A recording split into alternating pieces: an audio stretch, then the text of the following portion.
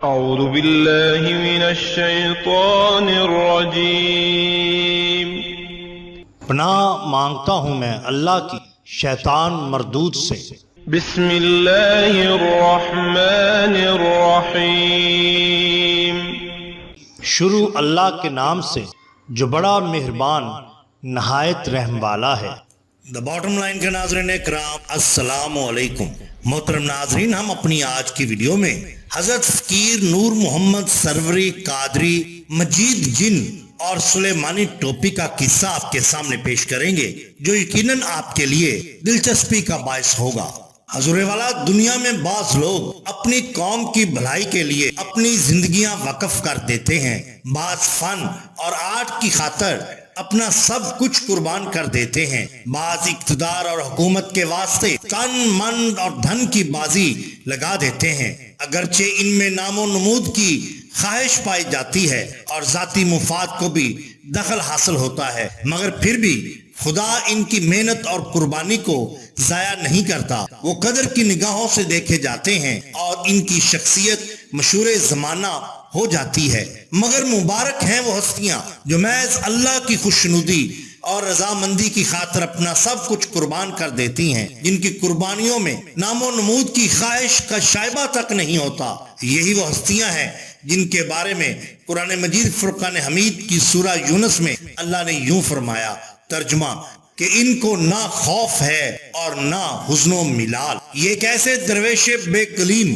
اور فقیر بوریا نشین کے سادہ واقعات زندگی ہیں جن کا سینہ اسلامی روحانی علوم کا ایک بحر ناپیدا کنار تھا، جو فقر کے انتہائی بلند مراتب اور عرفہ درجات پر متمکن تھے۔ ان کا نام نامی اور اسم گرامی حضرت فقیر نور محمد صاحب سروری قادری رحمت اللہ تعالی علیہ ہے۔ حیات سروری میں آپ کے بارے میں ایک واقعہ یوں بیان کیا جاتا ہے۔ مصنف لکھتے ہیں کہ یہ ان ایام کا واقعہ ہے کہ جب آپ رحمت اللہ علیہ پرانے دربار پر بال بچوں سمیت قیام پذیر تھے۔ وہاں ایک اجنبی آیا جو اپنا نام عبد المجید بتاتا تھا۔ وہ اکثر آپ رحمت اللہ علیہ کی صحبت میں بیٹھا رہتا۔ اس نے آپ کو بتایا کہ میں یہاں آپ رحمت اللہ علیہ سے کچھ حاصل کرنے کے لیے آیا ہوں۔ پھر چند دن بعد اس نے آپ سے درخواست کی کہ مجھے سورہ مزمل ماں موکلات پڑھنے کا طریقہ بتائیے۔ آپ رحمت اللہ علیہ نے کئی بار اسے ٹال دیا، مگر جب اس نے بار بار اصرار کیا تو آپ نے اسے دریافت کیا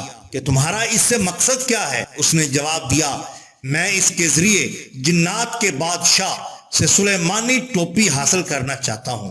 آپ رحمت اللہ علیہ نے اسے سمجھایا کہ یہ خام اور فضول خیال دل سے نکال دو، سلیمانی ٹوپی حاصل نہیں ہو سکتی، یہ محض مفروضے اور قصے کہانیاں ہیں، مگر اس نے بات نہ مانی اور اپنے اصرار اور مطالبے سے باز نہ آیا۔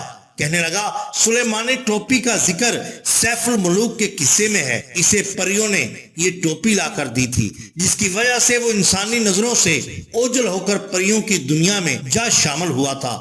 آپ رحمت اللہ علیہ نے اسے بتایا کہ یہ بھی فرضی اور من گھڑت قصہ اور کہانی ہے، اس کی کوئی حقیقت نہیں، اس پر اعتبار نہ کرو۔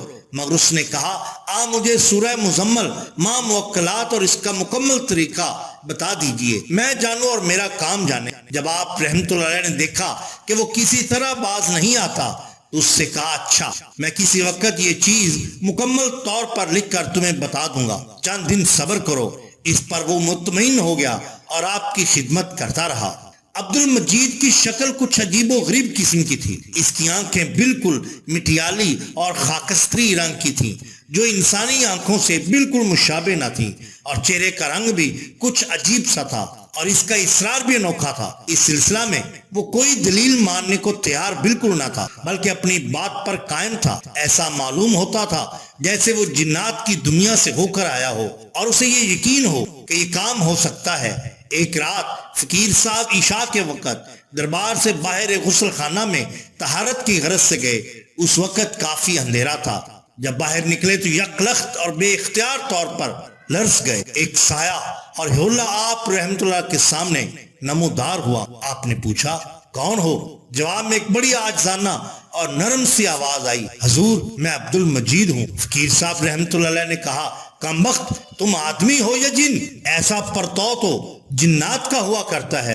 اس واقعہ کے بعد فقیر صاحب رحمت اللہ علیہ کو اس کے متعلق یقین ہو گیا کہ وہ دراصل آدمی نہیں، انسان نہیں، کوئی جن ہے۔ اسی اثناء میں فقیر صاحب بال بچوں سمیت کراچی جانے کو تیار ہو گئے اور اپنا سامان وغیرہ باندھ کر کچاووں کے ذریعہ اونٹ پر روانہ ہوئے۔ عبد المجید کو جب علم ہوا کہ فقیر صاحب رحمت اللہ علیہ اپنے وطن کراچی جا رہے ہیں تو وہ بھاگا ہوا آیا اور ساتھ ہو لیا، کہنے لگا حضور میں بھی آپ کے ساتھ چلوں گا، وہاں خدمت کروں گا، آپ سے سورہ مزمل کا طریقہ بھی سیکھوں گا۔ آپ پریشان ہو گئے اور سوچا کہ اگر یہ آدمی جو شاید جن ہے ہمارے ساتھ چلا گیا تو ممکن ہے کراچی میں آس پاس کے چھوٹے بچے رات کے اوقات میں اس کے پرتو سے ڈر جائیں اور انہیں کچھ ہو جائے تو معاملہ خراب ہو جائے۔ چنانچہ فقیر صاحب نے اسے کہا کہ تم یہیں دربار شریف ٹھہرے رہو، میں بال بچوں کو کراچی پہنچا کر بہت جلد واپس آ جاؤں گا۔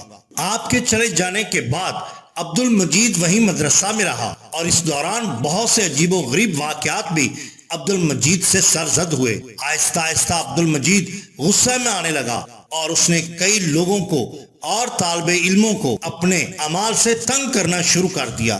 حافظ موسیٰ صاحب دربار شریف پر درس حفظ قرآن دیا کرتے تھے۔ جب آپ رحمت اللہ علیہ واپس تشریف لائے تو حافظ موسیٰ نے عبد المجید کے بارے میں تمام باتیں کھل کر بیان کر دیں۔ آپ نے عبد المجید کو بلایا لیکن وہ نہ آیا۔ آپ رحمت اللہ علیہ نے وہیں پر کھڑے ہو کر عبد المجید کو پکارتے ہوئے کہا، اے عبد المجید، جو کچھ تم نے کیا اور خوار کے عادات باتیں کی اس سے سب لوگ ناراض ہیں۔ تمہارے لیے یہی سلیمانی ٹوپی کافی ہے کہ تم کسی کو نظر نہ آؤ اور آئندہ کے بعد کبھی یہاں پر کسی کو تنگ کرنے مت آنا۔ آپ کا یہ کہنا تھا کہ عبد المجید جان گیا کہ اس کا راز بھی فاش ہو چکا ہے اور حضور فقیر نور محمد سروری قادری رحمت اللہ علیہ بھی ناراض ہیں، لہٰذا عبد المجید وہاں سے ایسا غائب ہوا کہ دوبارہ پھر کبھی نہ آیا۔ فقیر نور محمد سروری قادری رحمت اللہ علیہ پھر کراچی میں رہنے لگے اور وہیں پر بیان کیا جاتا ہے کہ بہت سے جنات اور جنات کے بادشاہ بھی آپ کے پاس حاضری دیا کرتے تھے، کیونکہ یہی تو شان ہوتی ہے اولیاء اللہ کی۔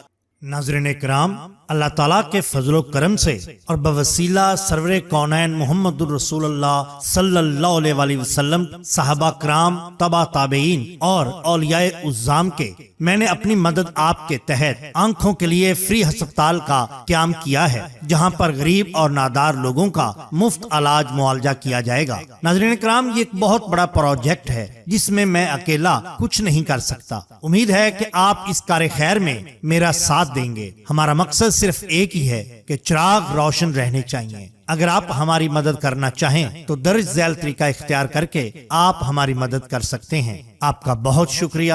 اللہ حافظ۔